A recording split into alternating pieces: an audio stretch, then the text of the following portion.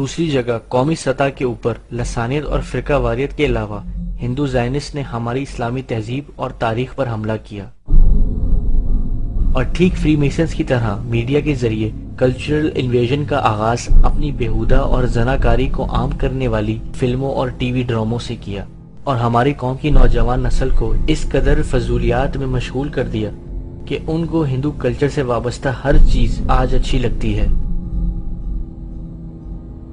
ہماری شادیوں میں ہندو رسمیں بڑے جوش و خروش سے نبھائی جاتی ہیں۔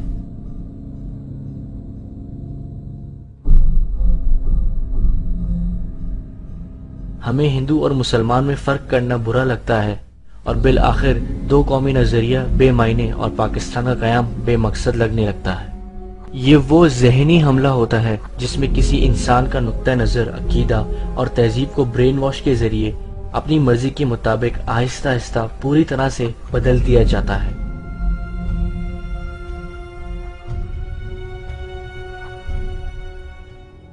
ایک اسلامی معاشرے میں عورت کا کردار بہت زیادہ معنی رکھتا ہے، کیونکہ وہ ایک خاندان اور اس کی آنے والی نسلوں کی دیکھ بھال اور پرورش کرتی ہے۔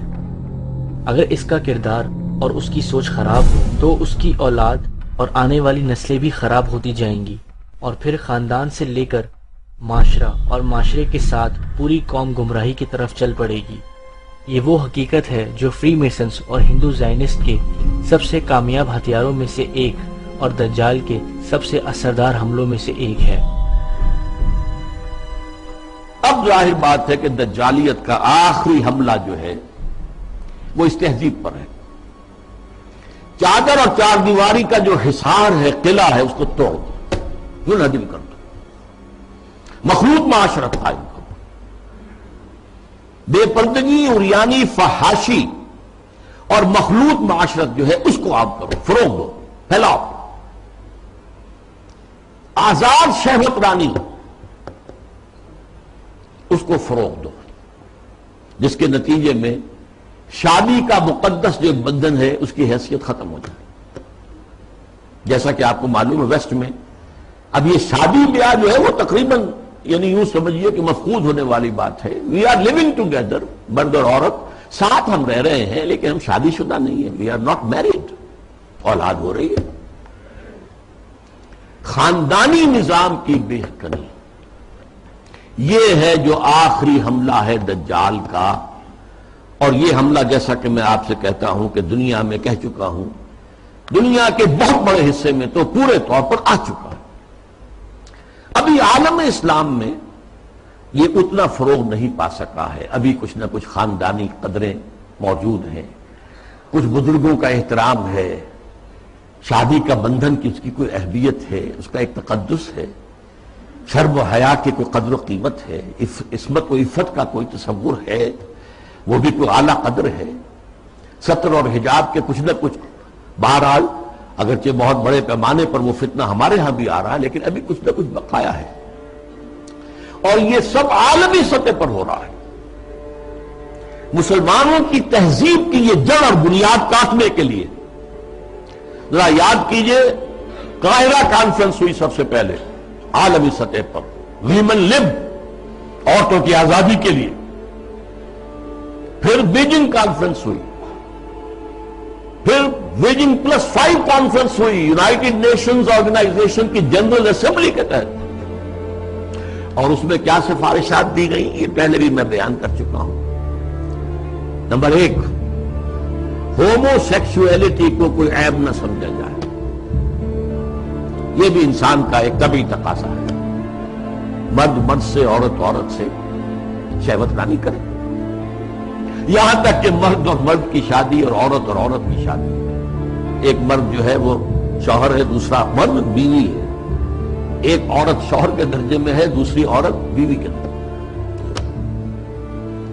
اسی طریقے سے یہ جو تم کہتے ہو عصمت فروش عورتوں کو پروسٹیٹیوٹس، یہ بڑا گندا لفظ استعمال کرتے ہو، ان کو اس کو بھی اس کا احترام ہونا چاہیے، وہ بھی ایک پیشہ ہے، ایک محنت ہے، لہذا انہیں کہو سیکس ورکرز، محنت کش، جنس کی بنیاد پر محنت کرنے والی ہیں۔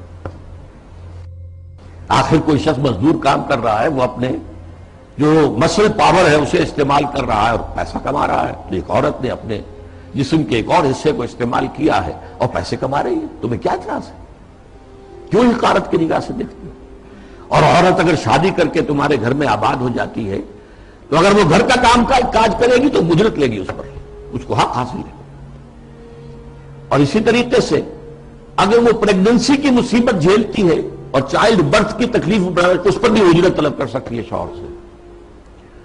اور نمبر 3، اگر ہم بستری کے لیے مرد جو ہے اصرار کرے جبکہ عورت انکار کر رہی ہو تو اس کو بھی ریپ کہا جائے گا، زنا بالجبر کہا جائے گا، میریٹل ریپ. یہ شادی کے اندر بھی ریپ کا تصور ہے. یہ ہیں وہ چیزیں جو آج عالمی سطح پر بے پردگی، فحاشی، یہ تو یوں سمجھیے کہ اب بڑی پیچھے رہ گئی باتیں جو میں نے باتیں آپ کو بتائی ہیں. یہ یونائٹڈ نیشنز کی جنرل اسمبلی کی سفارشات میں پاکستانی قوم کی خواتین کو بھی اسی فتنے نے اپنی گرفت میں بہت مضبوطی سے لیا ہوا ہے اور آج یہ اپنی آخری حدوں کو پار کرتا نظر آتا ہے.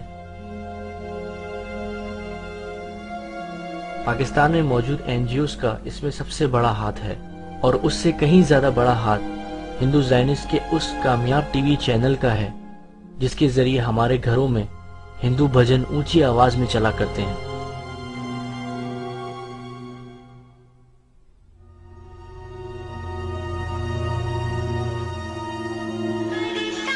چند برس پہلے جب انڈین میڈیا کے عریانیت بھرے پروگراموں کے نئی نسل پر اثرات بارے سوال اٹھنے شروع ہوئے تو اپنی انوکھی حکمت عملی کے تحت لوگوں کے ذہنوں پر قابو پانے کے لیے انڈیا نے سٹار پلس کے ذریعے اپنے ڈراموں میں خاندانی مسائل کو موضوع بنایا اور اس نئی حکمت عملی کا سب سے پہلا اور کمزور شکار تھی ہماری گھریلو خواتین. دور دراز کے تقریباً تمام ہی علاقوں میں زندگی کی دیگر ضروریات موجود ہو نہ ہو cable TV network ضرور پایا جاتا ہے.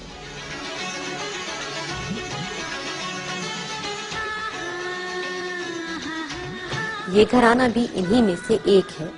آئیے آپ کو ان سے ملواتے ہیں. یہ 4 سالہ محمد اون ہے. اس کے کیا مشاغل ہیں آئیے دیکھتے ہیں.